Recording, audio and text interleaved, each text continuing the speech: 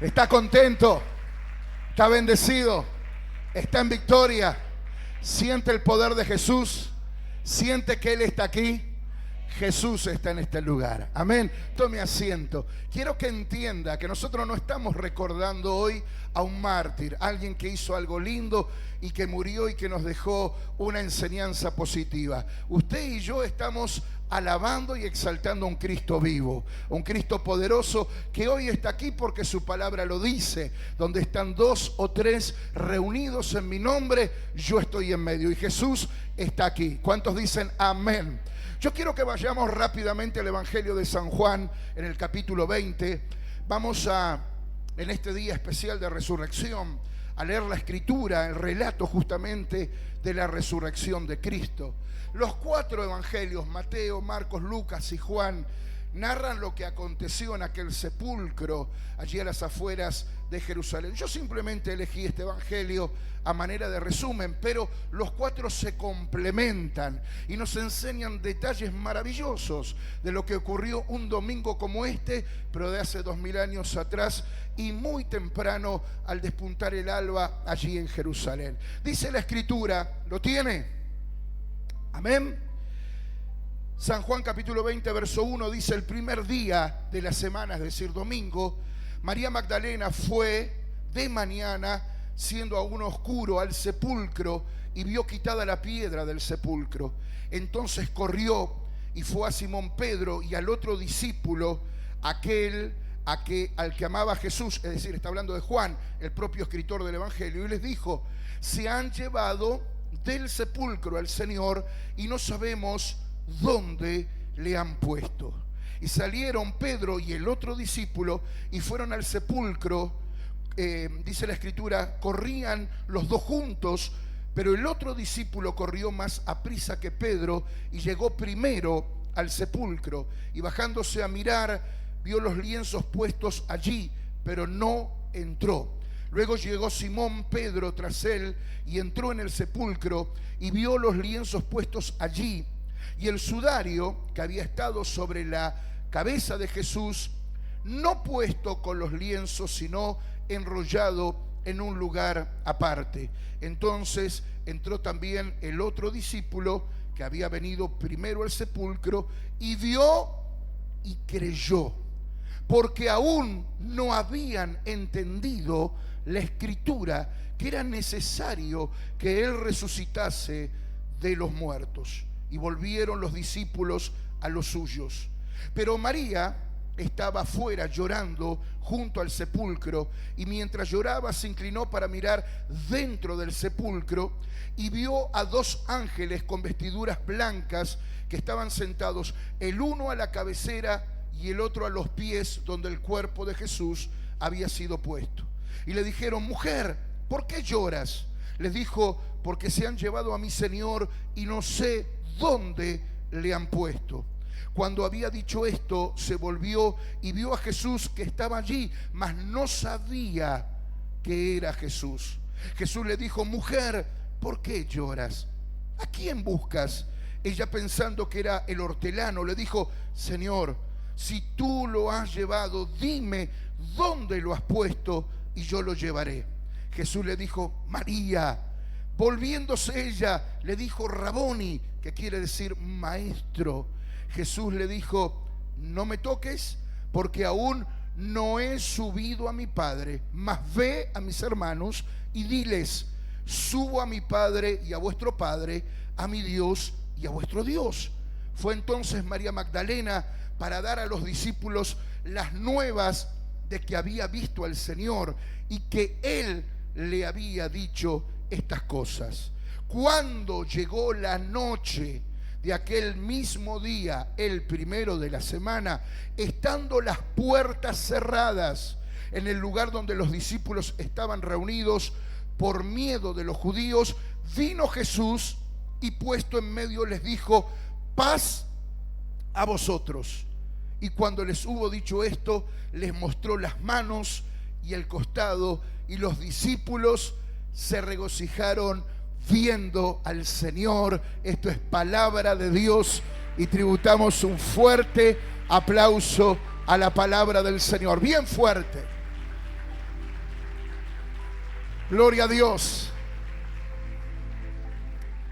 Nosotros desde el miércoles estamos transitando 5 días especiales de Semana Santa y en cada uno de estos días venimos siguiendo las instancias del camino de Jesús, de su pasión, de su muerte, y hoy nos toca justamente hablar de la resurrección. Decíamos el viernes que Jesús fue levantado a las 9 de la mañana en el madero, allí fue crucificado, ¿verdad? Y Él permaneció hasta las 3 de la tarde, lo que la Biblia llama la hora novena, las 3 de la tarde. Es decir, Jesús estuvo 6 horas en el madero. Eso llamó la atención de las autoridades romanas porque generalmente los que colgaban, los que pendían de una cruz duraban más tiempo, ¿verdad? Algunos estaban más de un día completo colgados en la cruz.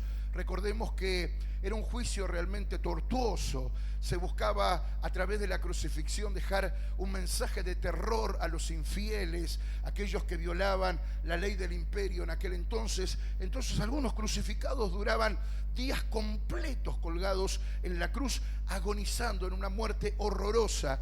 Pero como a Jesús nadie lo mató, sino que Él entregó su vida a la hora novena, a la hora de las 3 de la tarde, Él inclinó su rostro y luego de haber dicho, consumado es, ya todo fue hecho, Él entregó su espíritu al Padre. Los soldados se acercaron para quebrarle las piernas porque ya se acercaba el día de reposo, el Shabbat, que comienza el viernes a las 6 de la tarde y finaliza el sábado a las 6 de la tarde. Estamos hablando de esta solemnidad judía que se sigue practicando, por supuesto, hasta el día de hoy, pero no fue necesario que los soldados quebraran sus piernas para que se cumpliese la profecía bíblica, que ninguno de sus huesos fue quebrantado. Ahora ustedes preguntarán, ¿y por qué los soldados romanos habrían de romper los huesos de la pierna de Jesús? Bueno, se hacía de esta manera para apresurar la muerte de aquel que estaba agonizando en la cruz, ¿verdad?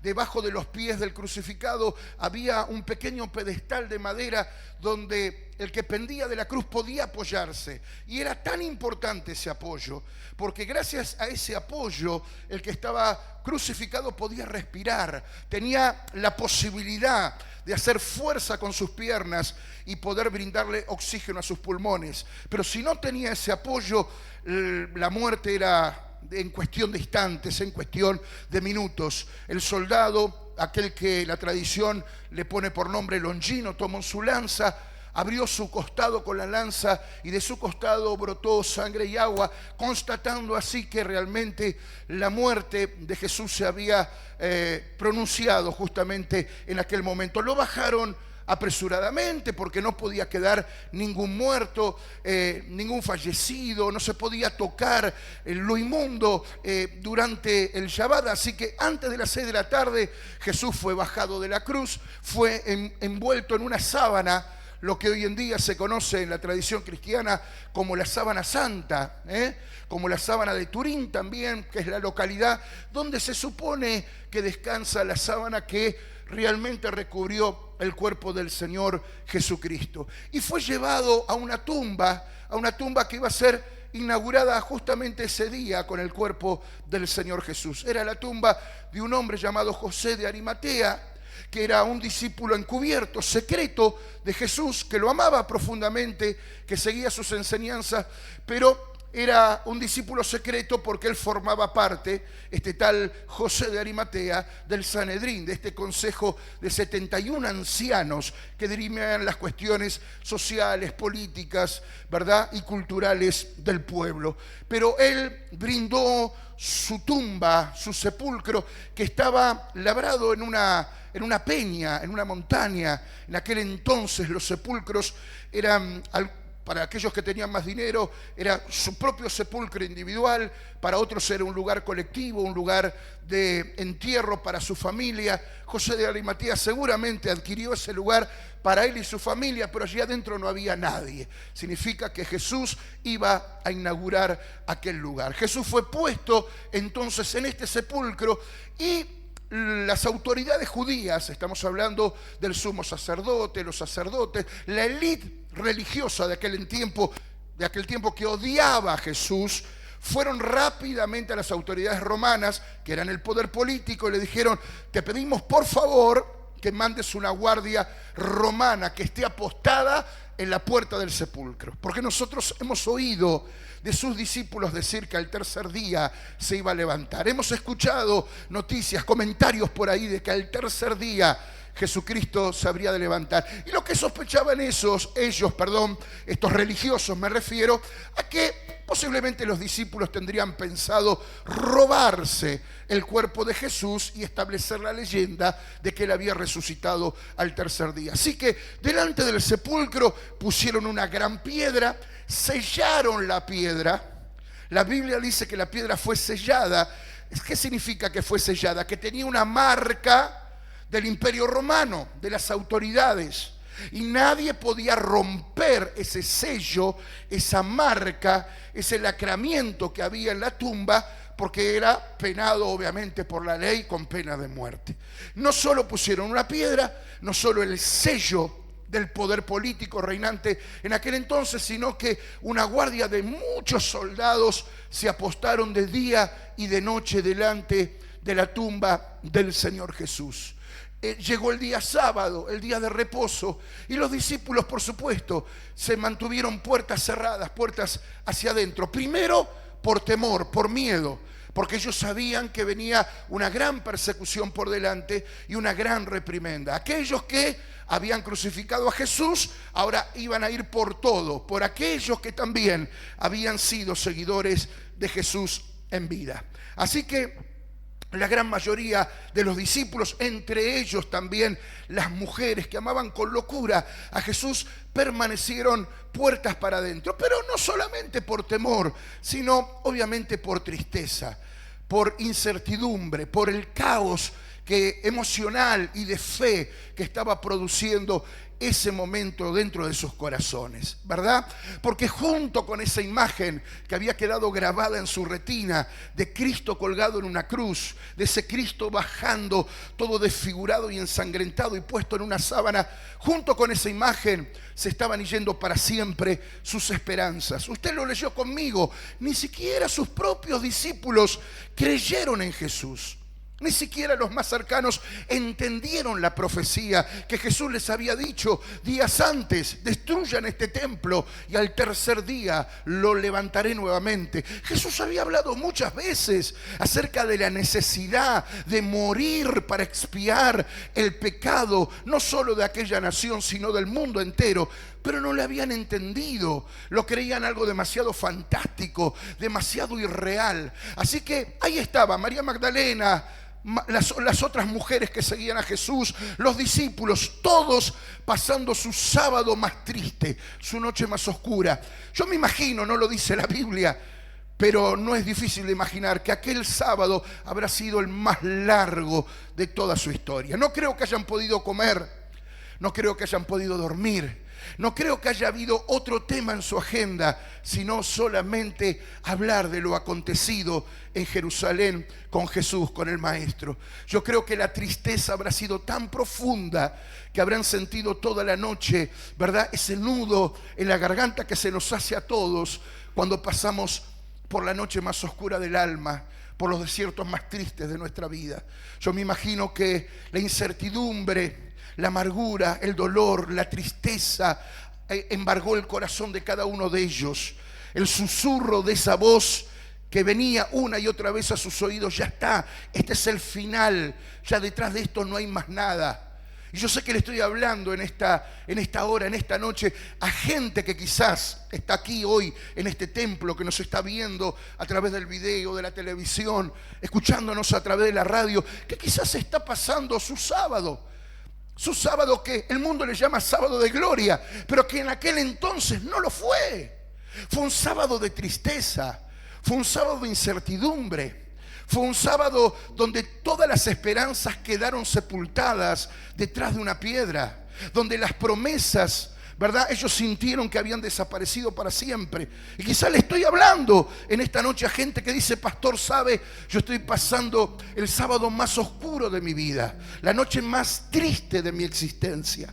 Siento que las promesas de Dios se han alejado para siempre. siento que he perdido mi familia, siento que he perdido mi matrimonio, siento que ya es tarde para alcanzar mis sueños. Una y otra vez viene una voz negativa a mis oídos a decirme que este es el final, que ya no hay esperanza, que a mi edad no se pueden concretar los sueños, que a esta edad no voy a conseguir trabajo, que a esta edad no voy a poder ser mamá, que a esta edad no voy a poder ser feliz, que en este tiempo de la vida ya no hay resultados o esperanza para mí. Pero yo estoy en esta noche aquí como profeta del Dios Altísimo para decirte que detrás de tu sábado viene tu domingo de victoria, viene tu domingo de resurrección, viene la mañana de un nuevo día. Vas a ver el sol de justicia amanecer sobre tu causa, sobre tu realidad, sobre tu situación. Lo verás, dice el Señor, lo verás.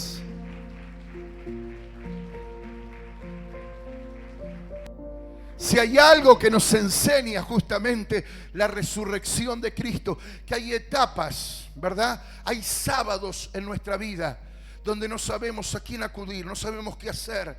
Hay sábados de desesperanza, hay sábados de tristeza, hay sábados de dolor, hay sábados de incertidumbre, hay sábados donde sentimos, ¿verdad?, que la fe se nos desploma como un castillo de naipes. Pero es en ese momento donde nosotros tenemos que entender y recordar que el silencio de Dios no significa ausencia. Puede ser que Dios esté haciendo silencio, puede ser que tú no lo veas, puede ser que tú no lo sientas, pero aunque Él no se haga ver por ti, aunque tú no lo escuches, Él está presente, Él está trabajando, Él está actuando, Él se está moviendo en tu favor. Él está trabajando en tu favor. Él no estaba muerto en esa tumba. Él estaba trabajando por tu salvación, por mi salvación. Aleluya.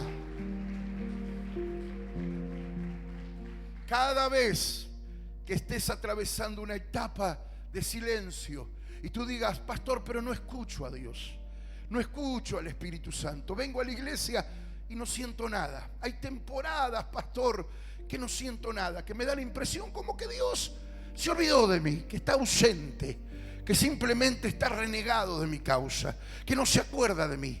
La próxima vez que estés atravesando una etapa así, donde sientas silencio y no veas a Jesús, yo quiero que entiendas que Él siempre está a tu lado porque Él lo prometió. Él dijo, yo estaré con vosotros todos los días hasta el fin. Él está contigo. Dale un aplauso al Señor.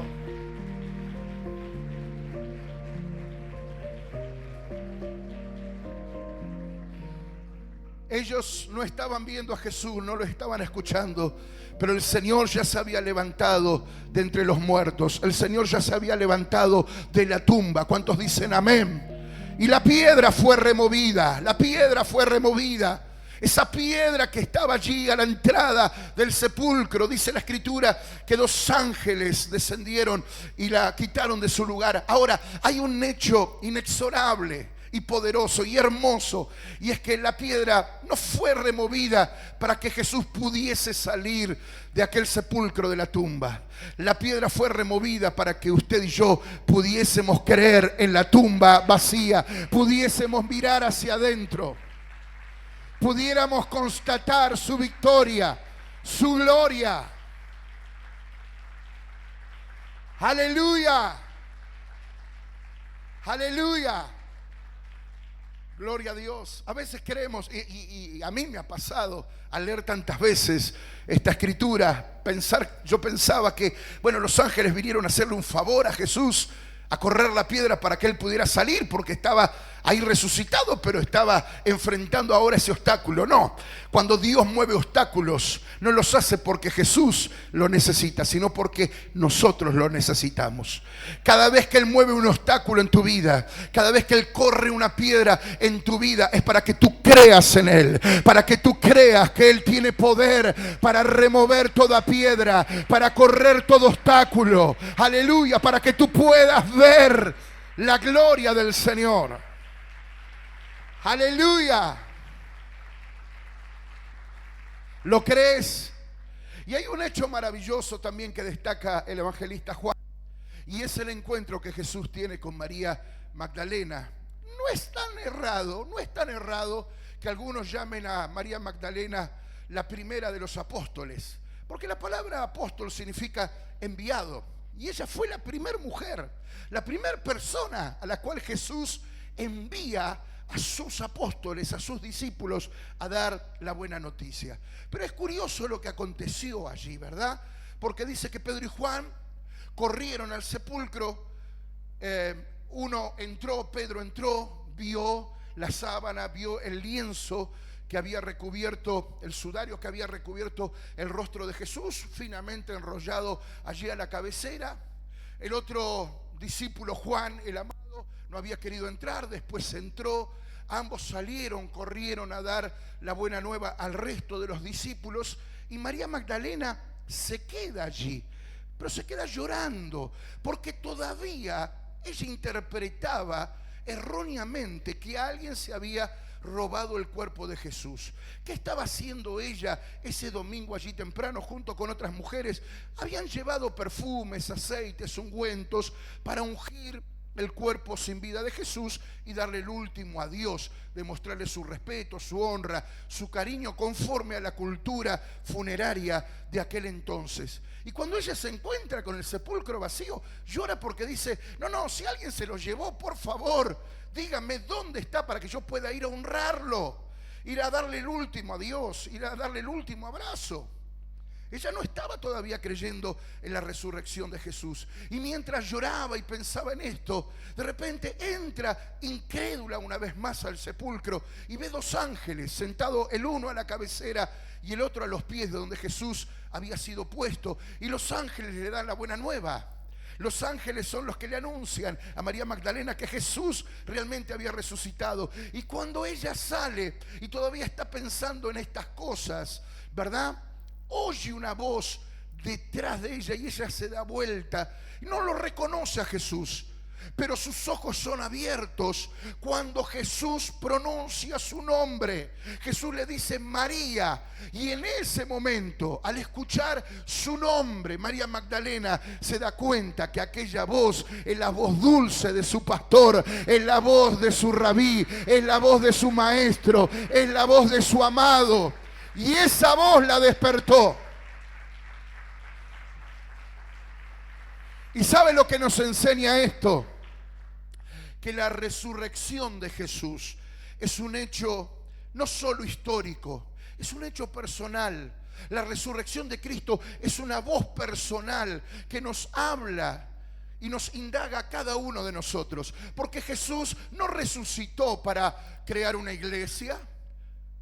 Jesús no resucitó para fundar una religión grande, fría, distante, con grandes templos. Jesús resucitó para acercarse a cada uno de nuestros corazones. Él resucitó para llamarte por tu nombre, para salvarte por tu nombre, para reunir otra vez lo que estaba roto. ¡Aleluya! ¿Cuántos dan gloria a Dios y a su nombre? Si hay algo más que nos enseña la historia de la resurrección, es que lo que muchas veces nos parece un final es un principio disfrazado. A lo largo de la Biblia encontramos un montón de momentos que parecían finales, batallas que no iban a poder ser ganadas, situaciones límites en la vida de sus siervos, de los profetas, de los apóstoles. Y esta situación, la de Jesús, parecía una de ellas. Una situación límite, una situación que marcaba un final. ¿Quién podría decir que detrás de la tumba se iba a seguir escribiendo una historia, y la mejor historia de la humanidad? Sin embargo, aquello que para el mundo entero, incluso para los propios discípulos del Señor Jesús, parecía el final, estaba siendo un principio disfrazado, porque a partir de esa tumba se empezó a escribir la historia de la humanidad, la historia de la salvación, la historia de la redención, la historia que nos liga otra vez al Padre, nos reconcilia con el cielo y nos da la vida eterna. La historia más maravillosa de todos los tiempos. Así que si alguien está atravesando aquí lo que considera un final, pero si estás en Cristo, si estás en el reino de Dios, ese final es el principio de una historia nueva. Amén. Quizá por voluntad de Dios, simplemente por voluntad de Dios, alguna relación está llegando a su fin, algún negocio está llegando a su fin, alguna historia económica está llegando a su fin, algún punto geográfico en tu vida está llegando a su fin, por motivos incluso hasta ajenos a tu voluntad. Tienes que mudarte, tienes que cambiarte, tienes que irte a otra provincia. Por motivos ajenos a tu voluntad tienes que cerrar ese negocio porque ya no funciona. Por motivos ajenos a tu voluntad tienes que hacer cambios que tú los consideras tristes, tediosos, y dices: no lo puedo creer, este es el final de tanto esfuerzo.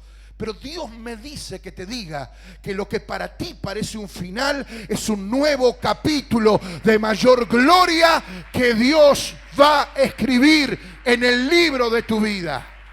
¡Aleluya!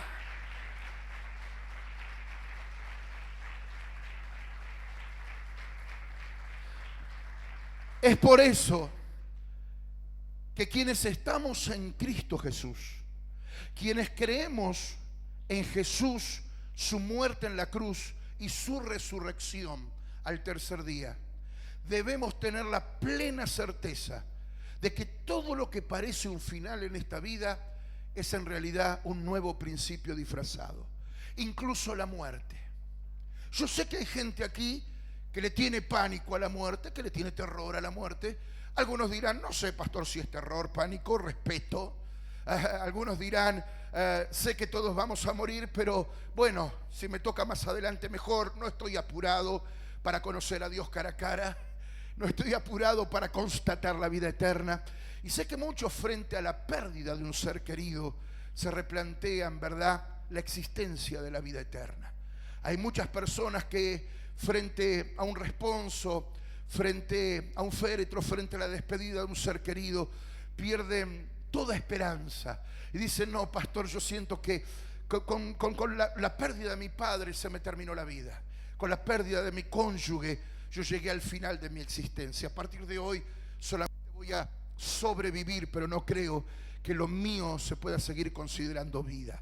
Yo sé que hay gente que a veces se plantea el tema de la muerte, ¿verdad? Y eso le acontece en el corazón una suerte de incomodidad, de inquietud. Pero yo quiero decirte algo: aún Cristo venció a la propia muerte, y la muerte no es el final, no es el final, es el principio de algo nuevo, de algo maravilloso.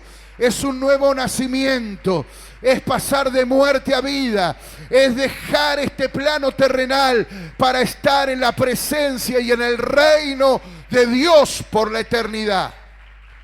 Amén. Gloria a Dios.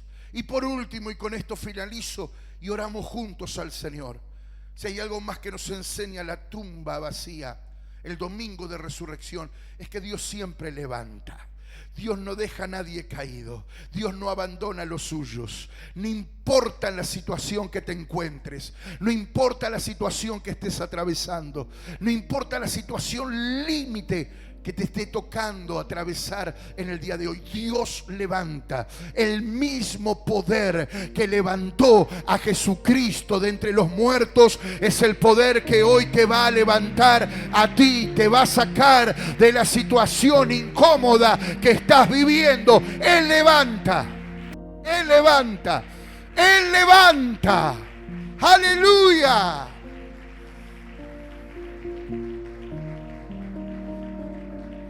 Si habías caído, Dios te levanta. Si habías fallado, hoy Dios te levanta. Si habías cometido errores, Dios te levanta. Si te sentías muerto emocionalmente por una pérdida, por estar atravesando alguna situación dolorosa, Dios te levanta. Si estabas atravesando depresión, angustia, tristeza, te estaba costando despegarte de la cama, salir a trabajar, hacer las cosas, hoy Dios te levanta. Si te sentías muerto en vida, hoy Dios te levanta. Si el mismo Espíritu Santo que levantó a Cristo de aquella tumba está aquí, yo te garantizo que Él te va a levantar, que Él te va a poner de pie, que Él va a transformar tu circunstancia y tu realidad. ¿Tú lo crees? ¿De verdad que lo crees? Ponte de pie entonces junto conmigo en esta noche y dile: Señor, yo necesito ser transformado. Hay gente aquí que necesita experimentar el poder de Dios, el poder de la tumba vacía, el poder del Espíritu Santo, el poder que levanta, el poder que transforma. Hoy Dios te va a llamar por tu nombre. Aleluya. Hoy el Señor va a pronunciar tu nombre. Sé que Él te va a levantar en esta noche. No importa cuán bajo has caído, no importa cuán difícil es la situación que estás atravesando, Él te va a levantar. Quizás tú dices: pastor, yo estoy tocando el suelo, yo llegué a lo más bajo, yo ya no puedo más, no tengo fuerza, no tengo restos para continuar. Todo está mal en mi casa, en mi matrimonio, en mi vida económica. Yo ya no encuentro salida, yo siento que mi vida está llegando al final. Hoy Dios te levanta. No es el final, te dice el Señor. No es el final, es el comienzo de algo mejor. Es el comienzo de algo maravilloso. Una nueva historia está a punto de escribirse también en tu vida. Aleluya. Mi Dios y mi Padre.